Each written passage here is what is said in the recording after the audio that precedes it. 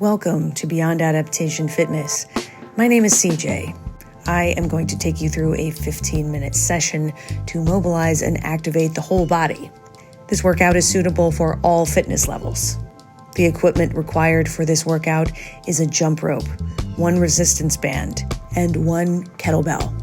You can repeat this sequence 2 to 3 times to make it a longer workout, or if you would like to increase the challenge, use this as a warm-up for the second part of this workout, a 60-minute kettlebell and calisthenics workout called Lima 2. A link to that video will be in the description as soon as I release it. In addition to giving you a step-by-step of how to do this workout, I'm going to analyze my performance so that it may help you in your own training. If you find this video helpful, please hit the like button and consider subscribing to Beyond Adaptation Fitness to support the channel. Let's get started. 1 minute of single leg, single under jump ropes at an all-day pace. Alternate legs every 10 jumps. This is to let my body know we are about to do some work. Get the blood moving, wake up the nervous system, calibrate my balance, and manage any asymmetry between the two legs. My right leg tends to be on the weaker side. By training unilaterally like this, we can both detect imbalances and slowly correct them, because as we train each leg independently, the dominant side can no longer compensate for underactive muscles in the weaker side. Learn how to relax a bit while you do it, especially in the shoulders. Holding excess tension in the body will make this very fatiguing. Next up is a mobility sequence for the upper body using a resistance band. 15 banded pull-aparts, starting with one arm at a time. One arm isometrically holds the band in place to act as an anchor, while I horizontally abduct the other shoulder. 5 like this on the right, 5 on the left. Then do 5 reps with both arms at the same time.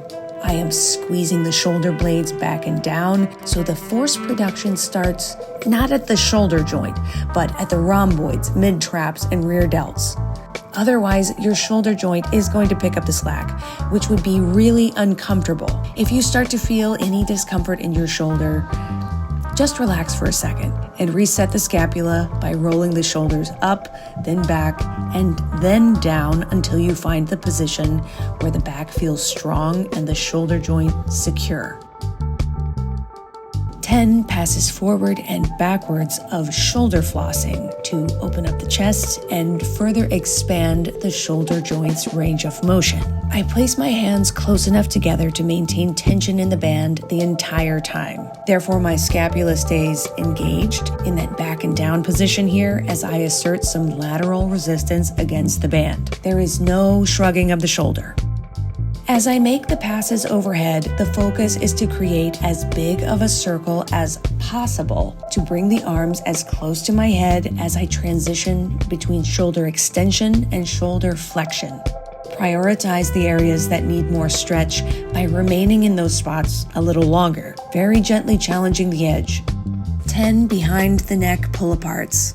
This will continue to activate the mid-back muscles and also the triceps and biceps. The shoulder remains stationary. The pivot point is the elbow.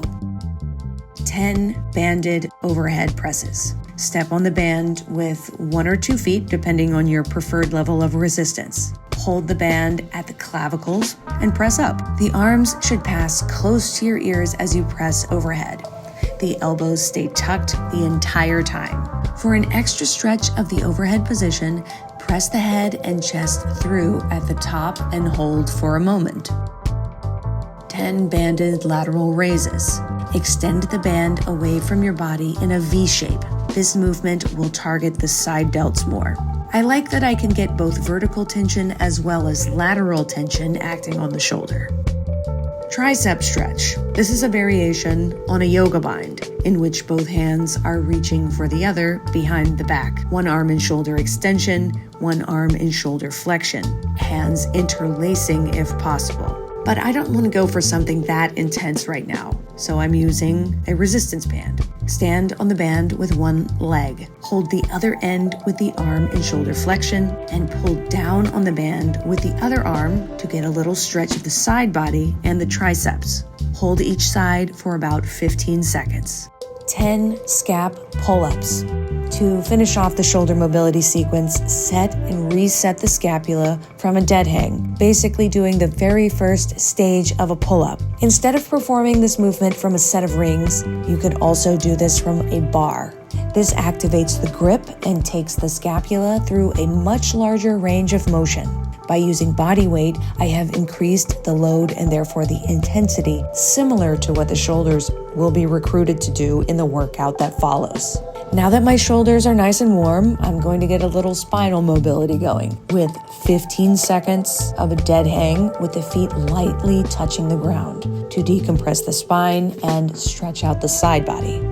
I apologize, my feet aren't in the shot for you to see. Then, with one kettlebell, 5 very slow Jefferson curls to create space in the back via scapular protraction.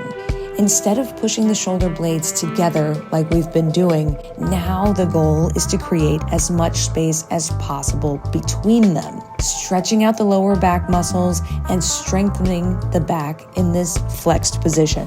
Push the belly button to the spine to keep the transverse abdominals engaged and to protect the lower back. If you've never done this movement before, I recommend to start with no weight at all. Some people like to stand on a box to get extra depth in the Jefferson curl, but I find I can get more stretch in the areas of my back that need the most attention by hanging out in this range of motion before my hamstrings take over. And lastly, weighted side bends. 5 reps on the left and 5 on the right. Laterally flex the spine, stretch and strengthen the obliques, and engage the quadratus lumborum, which helps stabilize your spine laterally. Experiment with placing one hand overhead to deepen the stretch. Brace your abs like you are preparing for a punch to avoid excessive lumbar movement. Also, avoid bending too far, as excessive range can strain the spine. Let's move on to get the lower body mobilized. Let's do another minute of easy skip jump rope single unders, just alternating the feet every jump this time. In part, I'm doing this to compare how I'm feeling now versus how I felt at the beginning of the workout. I should be feeling more loosened up and warm. 10 ski jumps to calibrate lateral stability. Be aware of how your knees are feeling here. Female athletes have a higher risk of ACL tears, so anytime I'm moving in such a way that could potentially put a shearing load on the knees, I proceed with a lot of caution. Make sure the knees are tracking over the toes and land as softly as possible. It also helps if you have shoes without any cushion here. Squishy running shoes are good for running, but not for workouts like this. 16 paces of a duck walk. Place the hands behind the head and use the elbows to help keep the chest up. Use the breath to find a good rhythm. This movement may be a challenge for some because it calls for deep hip flexion and ankle dorsiflexion. If you have trouble doing a really deep squat, I would not do this movement at all and substitute it with a knees over toes front lunge and apply very gentle pressure. One suggestion that helps me stay more relaxed and coordinated in the midst of an intense movement like a duck walk is to focus on one step at a time and not think about how far there is left to go. If I let my mind think 10 steps ahead, I'm most likely to trip over my feet. Okay, now that I've hit all the major areas of the body, I'm going to take it for a test drive with some kettlebell movements that challenge the whole body so I feel confident I'm ready to tackle the rest of the workout. 10 alternating single-arm kettlebell deadlifts to check in with the asymmetrical loading of the spine. Focus on a braced core, good feet placement, and level shoulders. To add some flow and coordination, figure eights with the kettlebell between the legs. Go in each direction for 8 reps. The back is straight and engaged, chest up, and knees bent. Use the breath to help find the rhythm. Now that I've watched this footage of myself, I see a little knee valgus in the right leg that I don't like. The cause appears to be a combination of not leaning over enough on that side as I pass the kettlebell behind the leg, perhaps as a result of some stiffness in the hip, and the right glute not firing up. As the exercise continued, it started to improve, but definitely something to keep an eye on in the future. 10 kettlebell swings. A mix of Russian swings, that's at eye level, and American swings, that's all the way overhead, to engage the hip drive. And finally, 5 kettlebell cleans and 3 overhead presses on each arm. And that's everything. I feel primed and ready to undertake the rest of this workout. Stay tuned for the second part of this workout where the real work begins. I hope you enjoyed this 15-minute mobility workout and that it helps improve your overall movement quality. Please remember to like this video and subscribe to Beyond Adaptation Fitness for more minimal equipment strength and conditioning routines. I'll see you next time.